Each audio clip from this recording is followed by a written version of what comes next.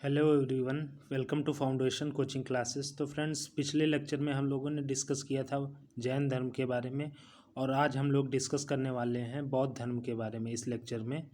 तो चलिए फ्रेंड्स, शुरू करते हैं विदाउट वेस्टिंग एनी टाइम। तो सबसे पहले हम लोग जानेंगे कि बौद्ध धर्म में जो प्रवर्तक थे बौद्ध धर्म के, वो महात्मा बुद्ध जी थे। और इनका जो जन्म था वो 563 BC में हुआ था, और कपिलवस्तु के निकट लुम्बिनी नामक शहर में हुआ था इनका जन्म। और जो महात्मा बुद्ध जी थे, इनका बचपन का नाम सिद्धार्थ था, और इनके माता पिता का नाम, इनके पिता जो थे उनका नाम शुद्धोधन था, और माता का नाम महामाया था। आपसे ये पूछा जाता है कि इनके पिता जो थे वो किस वंश से संबंधित थे, तो उसका आंसर आप लोग दे सकते हैं कि शाक्य कुल से ये संबंधित थे। और इनके जो माता जी थी वो कोलीय वंश की थी। फिर जो इनका जन्म जब हुआ था उसके कुछ ही समय बाद इनकी माता की मृत्यु हो गई थी। तो इनका जो पालन पोषण था, इनके पालन पोषण इनकी मौसी ने किया था, जिनका नाम महाप्रजापति गौतमी था, जो कि इनकी मौसी थी। और इनकी जो पत्नी थी यशोधरा थी, वो भी शाक्य कुल संबंधित थी, और 16 वर्ष की अवस्था में ही इनका विवाह करा दिया गया था। और इनका जो पुत्र था उसका नाम राहुल था। फिर बात कर लेते हैं कि नेक्स्ट टॉपिक की। तो दिया गया है कि 29 वर्ष की अवस्था में गृह त्याग कर दिया था इन्होंने, और इन्होंने भी 29 वर्ष की अवस्था में गृह त्याग कर दिया था, और गृह त्याग की घटना को महाभिनिष्क्रमण के नाम से जाना जाता है। और जो गृह त्याग करने के बाद इनके जो प्रथम गुरु थे, इनके प्रथम गुरु का नाम आलार कलाम था, और जो वैशाली में थे। और द्वितीय गुरु जो थे वो, उनका नाम रामपुत्र था, और वो राजगृह से संबंधित थे। फिर नेक्स्ट पॉइंट की बात करें तो 35 वर्ष की अवस्था में फल्गु नदी, निरंजना नदी जिसका नाम है, के तट पर बोधगया में पीपल के वृक्ष के नीचे ज्ञान की प्राप्ति हुई। और 29 वर्ष की अवस्था में गृह त्याग करने के बाद इन्होंने 6 वर्ष तक ज्ञान प्राप्ति के बाद 35 वर्ष की अवस्था में फल्गु नदी पर बोधगया में पीपल के वृक्ष के नीचे इनको ज्ञान की प्राप्ति हुई। और फिर इन्होंने अपना जो प्रथम उपदेश था वो सारनाथ में 5 शिष्यों को दिया था, जिसको धर्मचक्र प्रवर्तन के नाम से जाना जाता है। आपसे ये सारनाथ वाला क्वेश्चन बहुत ज़्यादा इम्पोर्टेंट है, ये आपसे कई बार पेपर में पूछा गया, और सारनाथ जो है ये उत्तर प्रदेश में स्थित है। फिर नेक्स्ट पॉइंट की बात करें तो 483 ईसा पूर्व में कुशीनगर में महापरिनिर्वाण की प्राप्ति। 483 ईसा पूर्व में महात्मा बुद्ध जी की मृत्यु हो गई थी, और जो कि कुशीनगर में हुई थी, और इनकी मृत्यु जो हुई थी उसे महापरिनिर्वाण कहा जाता है, और 80 वर्ष की एज में इनकी मृत्यु हुई थी। फिर बात करते हैं बौद्ध धर्म में शिक्षाएं और जो सिद्धांत थे बौद्ध धर्म के, उनके बारे में। तो पहला पॉइंट है आपका, बुद्ध ने अपने उपदेश पाली भाषा में दिए। महात्मा बुद्ध जी जो थे, इन्होंने अपने सभी उपदेश पाली भाषा में दिए। और अभी हमने पिछले लेक्चर में देखा था कि जैन धर्म जो था, जैन धर्म में महावीर स्वामी ने प्राकृत भाषा में अपने सभी उपदेश दिए हैं। तो ये थोड़ा सा डिफरेंस है, यहाँ पे आप देख लीजिएगा। फिर बौद्ध धर्म के सिद्धांतों की अगर बात करें तो बौद्ध धर्म में 4 आर्य सत्य सिद्धांत पर आधारित है बौद्ध धर्म, जो कि इस प्रकार हैं: दुख, दुख का कारण, दुख का निदान और दुख का निरोधी। ये 4 आर्य सत्य हैं जो बौद्ध धर्म के सिद्धांत हैं। और बौद्ध धर्म में दुख के कारण को प्रतीत्य समुत्पाद कहा गया है। ये आप थोड़ा सा ध्यान दीजिएगा, ये काफ़ी कठिन वर्ड है। बौद्ध धर्म में दुख के कारण को प्रतीत्य समुत्पाद कहा गया है। फिर नेक्स्ट पॉइंट की बात करें तो बौद्ध धर्म में मोक्ष की प्राप्ति के लिए अष्टांगिक मार्ग बताए गए हैं। अष्टांगिक मार्ग 8 होते हैं। वैसे ये कभी पूछे नहीं जाते, बस इतना जान लेना आप लोगों के लिए काफ़ी है, क्योंकि ये शॉर्ट नोट्स हैं। अष्टांगिक मार्ग कभी पूछे नहीं जाते हैं कि हाँ थे 8। फिर नेक्स्ट पॉइंट की बात करें तो महात्मा बुद्ध ने कर्म के सिद्धांत पर बल दिया, कर्म के सिद्धांत पर बल दिया और सत्य और अहिंसा को प्रमुखता दी। बौद्ध धर्म मूलतः अनीश्वरवादी है। ये भी ईश्वर को नहीं मानते हैं बौद्ध धर्म के लोग, और ईश्वर में आस्था नहीं रखते हैं। और बौद्ध धर्म के त्रिरत्न जो थे, बुद्ध, धम्म व संघ थे।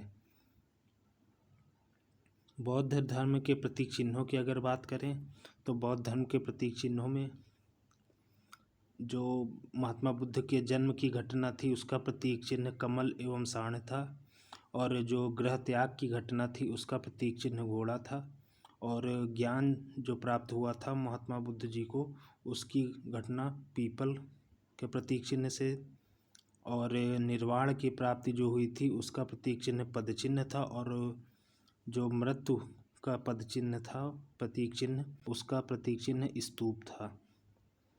फिर बौद्ध धर्म के कुछ ग्रंथों की बात अगर करें तो त्रिपिटक ये बौद्ध धर्म का ग्रंथ है। त्रिपिटक के अंतर्गत सुत्त पिटक, विनय पिटक, अभिधम्म पिटक। इस सुत्त पिटक जो है इसमें बौद्ध धर्म के सिद्धांतों का उल्लेख किया गया है, और विनय पिटक में बौद्ध संघ के नियमों का, और अभिधम्म पिटक में बौद्ध दर्शन का उल्लेख किया गया है। ये क्वेश्चन आप लोगों से पूछा जाता है कि त्रिपिटक में कौन सा ग्रंथ शामिल नहीं है।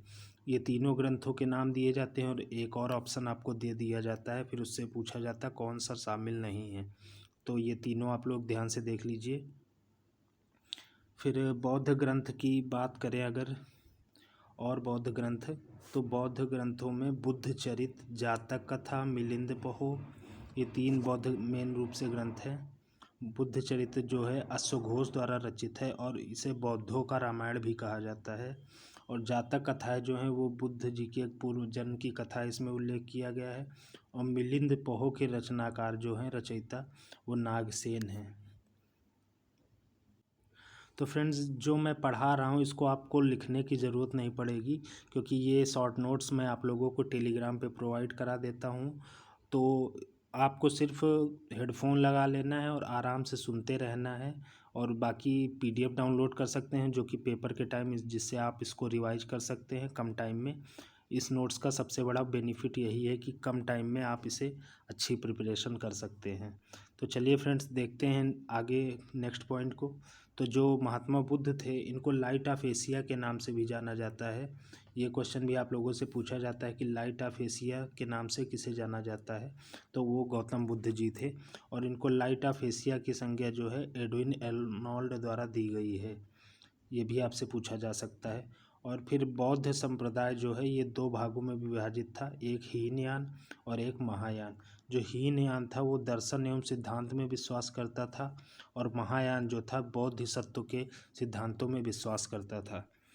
फिर बात करते हैं बौद्ध संगीतियाँ जो हैं वो कितनी बौद्ध संगीतियाँ कब और कहाँ किसके शासनकाल में हुई। तो जो प्रथम बौद्ध संगीत थी वो 483 BC में राजगृह में हुई, और इसका ये जो अजातशत्रु के शासनकाल में हुई थी, और इसके अध्यक्ष जो थे महाकश्यप थे। फिर द्वितीय बौद्ध संगीत की बात करें तो ये 383 BC में हुई थी, और वैशाली में हुई थी। इसके शासनकाल जो थे, इस समय शासनकाल जो था कालाशोक का था, और इसके अध्यक्ष जो थे सर्वकामिनी थे। फिर तृतीय बौद्ध संगीत आपकी 250 BC में पाटलिपुत्र में हुई थी अशोक के शासनकाल में, और मोगल इसके अध्यक्ष थे। और चतुर्थ बौद्ध संगीति 1000 ईस्वी के आसपास हुई थी, और ये कुंडल वन में हुई थी। उस समय कनिष्क का शासनकाल था, और अध्यक्ष जो थे वो वासुमित्र थे।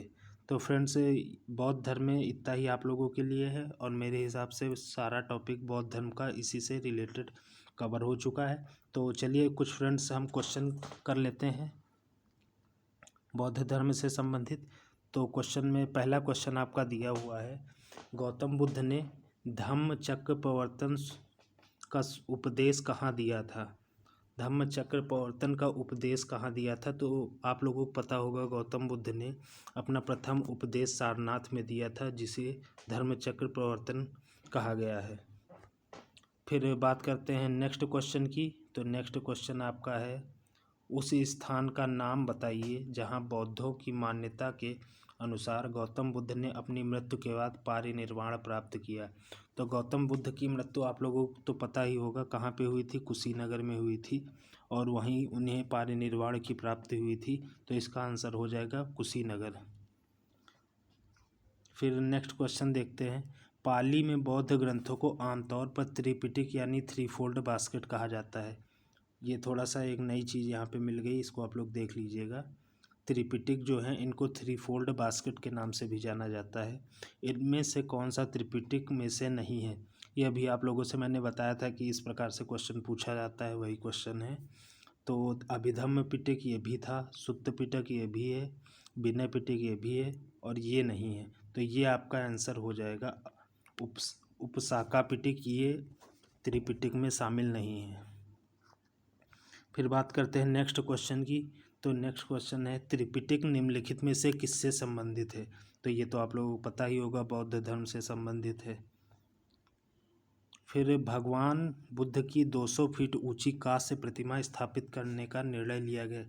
ये तो अभी लेटेस्ट का करंट अफेयर का क्वेश्चन भी बन सकता है कि भगवान बुद्ध की लेटी हुई प्रतिमा जो है सारनाथ में 200 फीट ऊंची बनाई जाएगी और ये कुशीनगर में, सॉरी सारनाथ में नहीं, कुशीनगर में बनाई जाएगी, क्योंकि यहीं पर महात्मा बुद्ध जी को पारिनिर्वाण की प्राप्ति हुई थी।